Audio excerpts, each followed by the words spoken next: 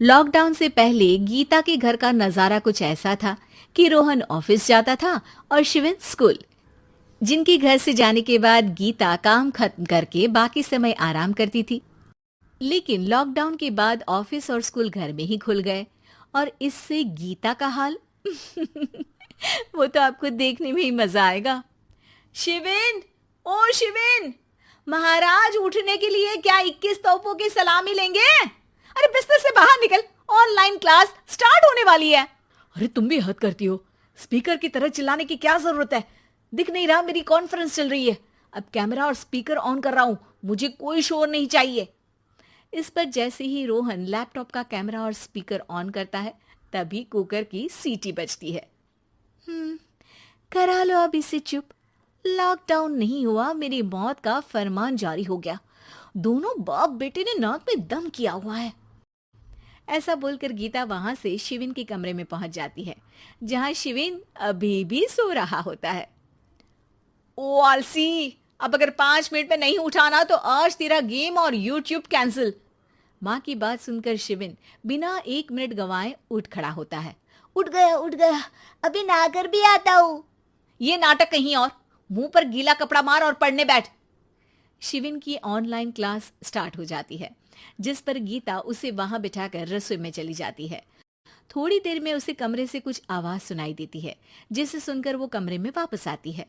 हाय राम, तुझे class attend करने के लिए बोला था, कैमरा ऑफ करके बिस्तर पर नाचने के लिए नहीं बोला था। मम्मी मुझे कुछ समझ नहीं आ रहा, आप बाद में पढ़ा देना ना, वैसे भी अटेंडेंस तो लगी गई है। हाँ हाँ बेटा, जरूर बन जा। तू अभी से हम सबका बाप बन जा। अरे नहीं मतलब कहाँ से लाते हो इतना दिमाग, और पढ़ाई करते हुए ये चला कहाँ जाता है?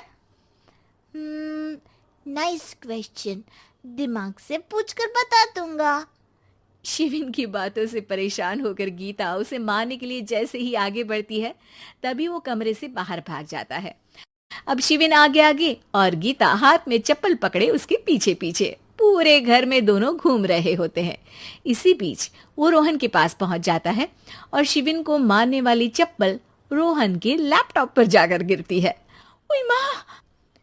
मम्मी, अब पापा को चप्पल मार रही हो? वो आज तक के रिपोर्टर, चुपचाप जाकर क्लास अटेंड कर ले, नहीं तो अगली तेरे पीछे लगेगी। इस पर शिविन वहां से चला जाता है, जिसके बाद रोहन गीता से कहता है, इस सर्कस के लिए कुछ बोलना चाहोगी? अरे क्या करूं, जब से तुम दोनों घर में रहने लगे हो घर अपने आप ही सर्कस बन गया है और मैं तुम्हारी नौकर। कभी बेटी को संभालो तो कभी बाप के नखरे उठाओ। इन्हीं सब उथल पुथल में दिन बीतते रहते हैं, जिसमें हर रोज घर के अंदर कुछ नया सियप्पा खड़ा मिलता है, जो ज्यादातर शिविन और रोहन की ऑनलाइन स्कूल और ऑफिस से रिलेटेड ही होता है।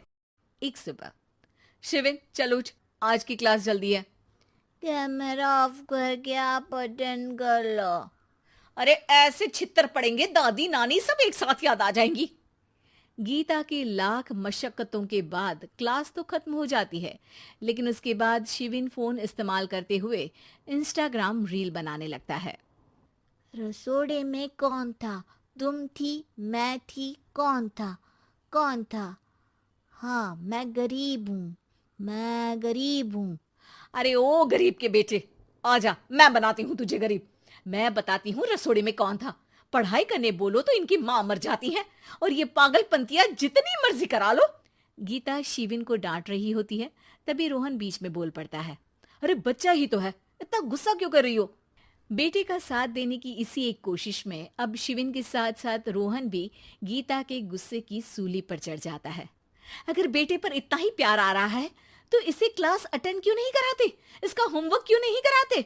उस समय तो बहुत जल्दी मीटिंग आ जाती है, वो काम मैं करूं और यहाँ इस बेफिजुली की चीज में तरफदारी करके बन जाओ महान। हे भगवान, कोई तो इनके ऑफिस और स्कूल खुलवाओ, मैं इन्हें और घर में नहीं सह सकती। अरे कुछ और मांग लेती, क्योंकि तुम्हारी ये विश इस साल तो पूरी होने से रही, कोरोना। हाय नास पिटे ने जिंदगी ही बर्बाद कर दी। खाए कोई पचाए कोई, कल मुझे चुन चुन कर सबको मेरी बद्दुआ लगेगी।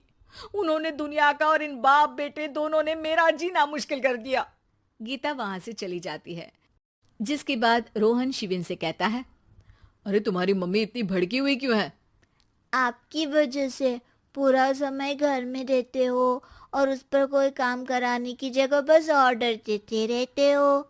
अच्छा बेटे, सारा इल्जाम मुझ पर? पूरा दिन तो वो तुम पर ही चिल्लाती है। हाँ, मतलब दोनों का 50-50 है, कुछ करना पड़ेगा। वो कहते ना, make the best out of worst. I have an idea. वैसे तुम्हारी माँ सही कहती है, बहुत जुबान चलाने लगे हो, कम बोला करो। अगली सुबह रोहन और शिविन अपनी गलती को सुधारने के लिए गीता के उठने से पहले घर का आधा काम खत्म कर देते हैं, जिसे देखकर गीता खुश हो जाती है और फिर बाकी बचा काम वो तीनों मिलकर पूरा कर लेते हैं। जिसके बाद अब वो सब मिल बांट कर हर काम में एक दूसरे की मदद करते हुए लॉकडाउन का मजा लेने लगते हैं।